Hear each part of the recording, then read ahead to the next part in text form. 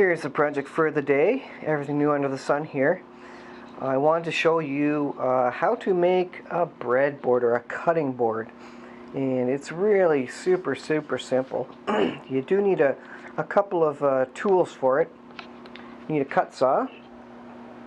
And you do need a router, which is, I'll show you the router in a bit here. But here's kind of the finished product that I had. This is oak. And I'll show you this one. This might look more to you like a cutting board. You can see the indentations there for the liquid.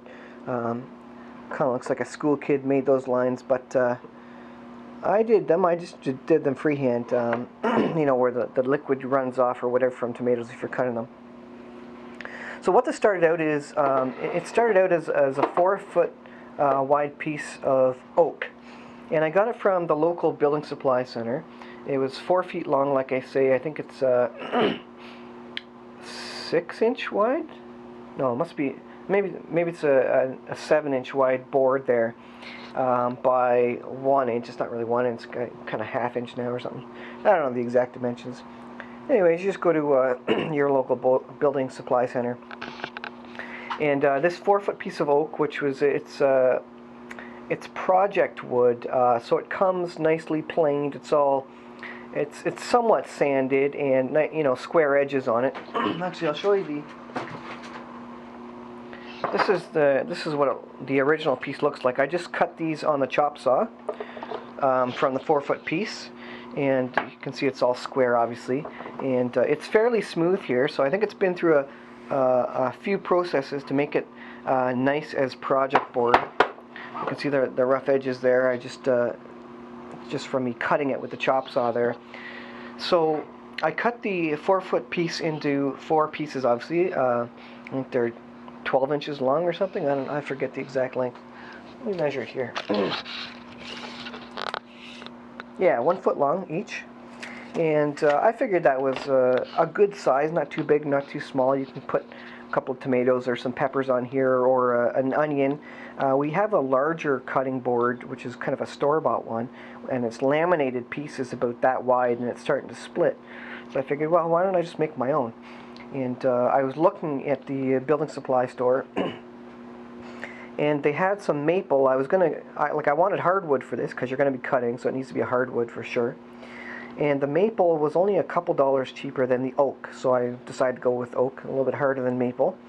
It was about $30 for a 4-foot piece. It's not cheap, but then these cutting boards should last a good number of years if you keep them up properly, and you know, keep them sealed from the water and that sort of thing, and wash them by hand. If you put them in the dishwasher, that the sealant that's on these guys will wash away. So like I say, this is what we're heading towards, and I'll show you how I did the curved edges and stuff with my router, and we'll get to it. Now, I did videotape this all already, doing these guys, but I lost all my video. I wasn't thinking I deleted a bunch of the clips, so we'll get to it, and I'll show you the process. So the first thing is, obviously I used my chop saw to cut the 4-foot lengths. Just put it in there. I measured it off with pencil, obviously, and chopped it. So what I'll do now is I'll just remove the chop saw from the table, because we're done that part. I didn't get it on video, but that's fine. Not the end of the world. Now what we want to do here is I need to round the edges on it like I did on the other one. So I'm going to put these guys down here, and I will come around here.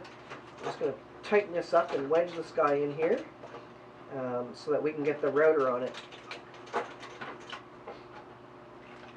And I'll show you the router here.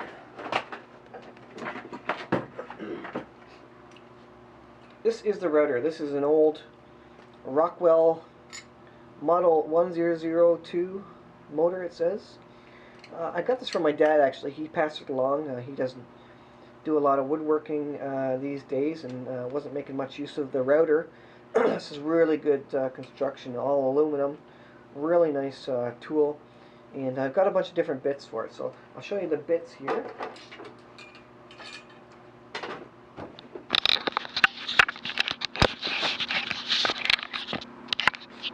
So we got the wrenches here, obviously, to take the bits in and out. And we've got a bunch of router bits here, which do different things. I'll just pull a bunch of them out here. That should be enough. I got a couple more bits in here, same idea. So this guy, I don't know if you can see it, but it's got the rounded edges down here, and the tip of it is meant just to be like a bearing that goes along the wood. This is the actual piece that that curves the edge, so you probably can't see it for shadow, but it just goes along here and spins and curves the edge there. These ones you can use to, say, write in the wood. See if I can show you an example. Where's the one I made here?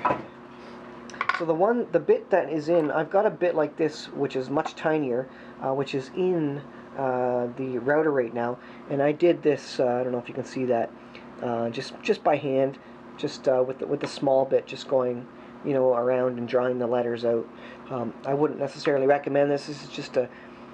I probably won't do this on the next one because it catches a lot of food and junk in there. Obviously, you don't want surfaces which are going to catch junk if you're using it for food all the time.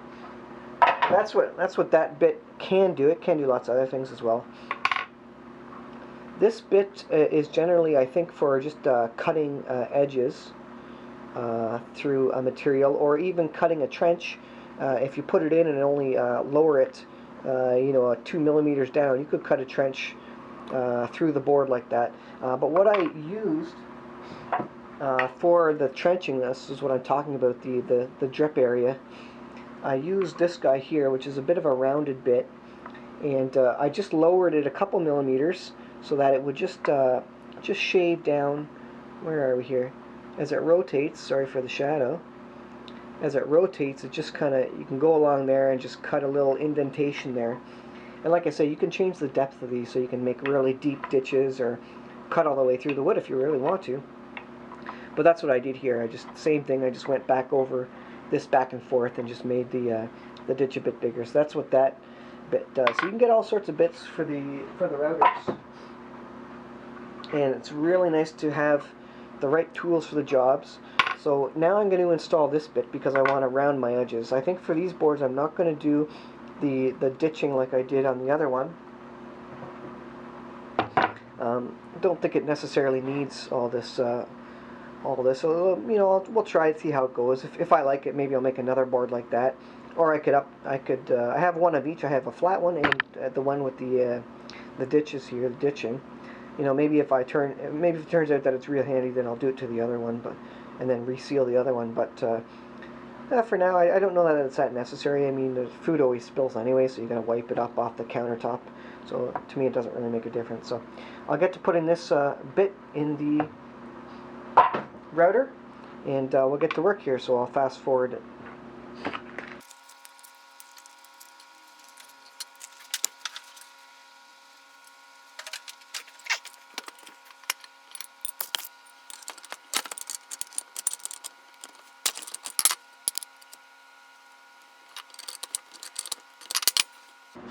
Alright, so now we got this bit in here. You can see it's all snug. But now, if you look across the bottom, it actually doesn't poke out. So we need to get this leveled so where it pokes out. So what we'll do here is, let's see if I can do this while showing you. Get all the cord off here. So all you do is you just loosen this, and then you can actually spin this and it rotates down to where it reveals the bit. And you just reveal the bit as much as you need to so that it curves, and it just takes a bit of eyeballing down the edge of it so you can see how far it's poking out. I don't know if you can see that. Let's see, hard to see there. You can see it poking out there. So if I adjust this, obviously, then it goes in or out. So I'll just eyeball this and see if I can get it right, and hopefully that'll work.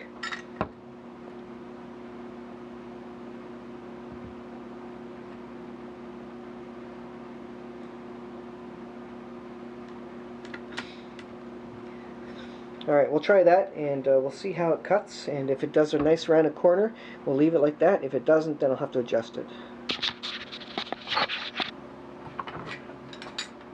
Alright, so we'll see how this goes here.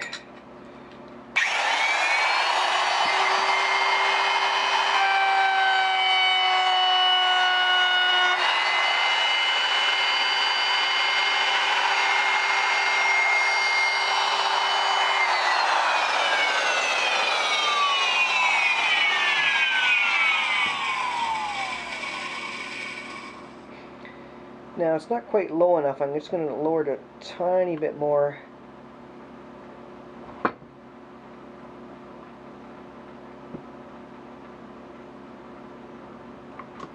Try that, because I want the edge to be right rounded. I see a straight edge there.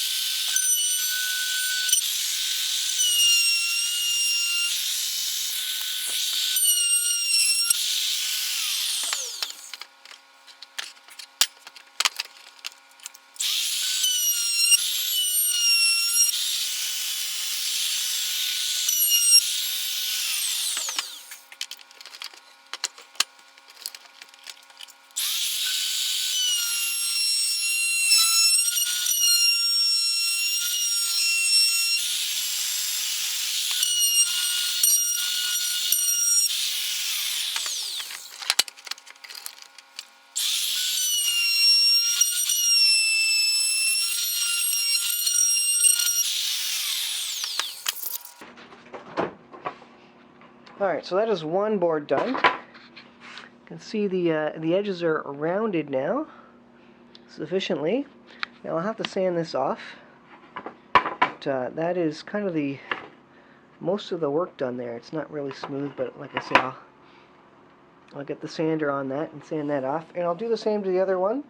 And then I'll show you the sanding part there.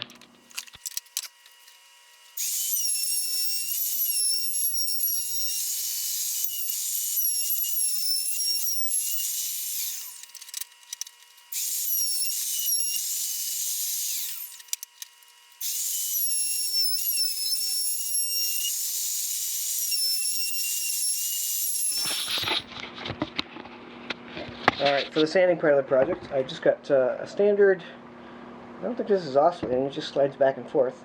Just an old school sander with a nice gritty sandpaper on the bottom of it. I'm just going to wedge it into my workbench here. I don't know if you can see what I'm doing here. And if I can wedge it in there, I'll be able to use it. That.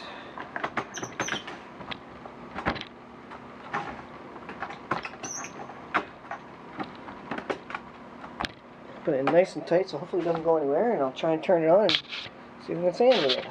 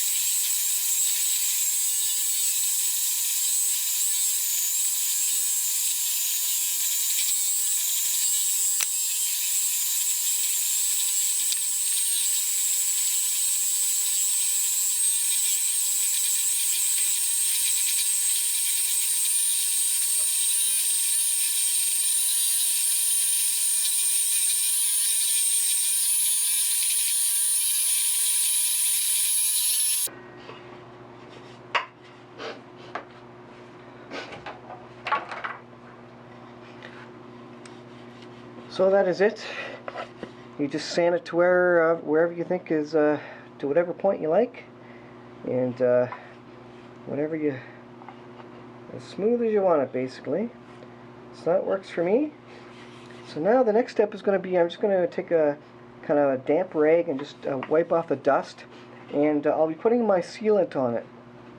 In the next video you'll see will be me applying the sealant, which is beeswax and olive oil, and I got a video for it.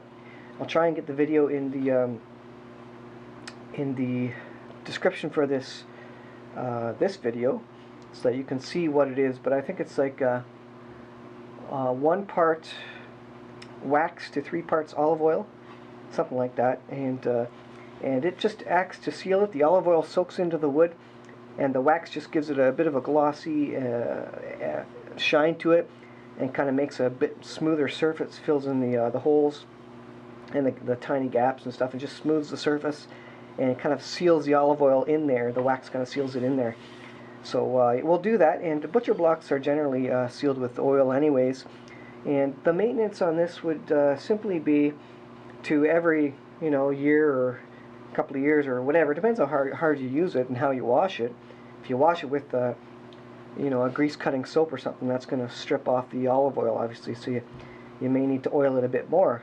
But if you just kind of rinse it down with hot water and a light scrub with a non-abrasive cloth every once in a while, you're not going to have to oil it too much, but a little extra oil on top, once it starts getting cuts in it and that sort of thing, will just keep it nice and moisturized, keep the water beating off it. And this is the same sealant that I used on my harvest table, so it works real well for me. I've had no troubles with it. So these cutting boards should last many years. They're not anything super special. I am going to give these away as gifts. Like I said, not anything super special. You'll use them for a couple of years, and I suppose you could either put it on your shelf and save it as a gift, or just toss it away. I mean, I can always make new ones of these, and certainly they're not meant to just go on a shelf and never use. They're just cutting boards. But yeah, that's how you make an oak cutting board. So the next part here, you'll see me putting the sealant all over it, and then I'll let it dry for about 24 hours. And then I'll give it a good wipe down to get the excess residue of the sealant off it, and then it'll be good to go. And the sealant is fully edible. So you can eat it. It's just beeswax and olive oil, like I say, so it's absolutely non-toxic. All natural sealant for this oak cutting board.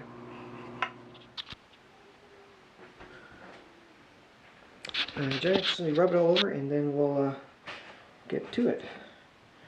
We'll leave it for 24 hours, and then I'll just soak into the wood.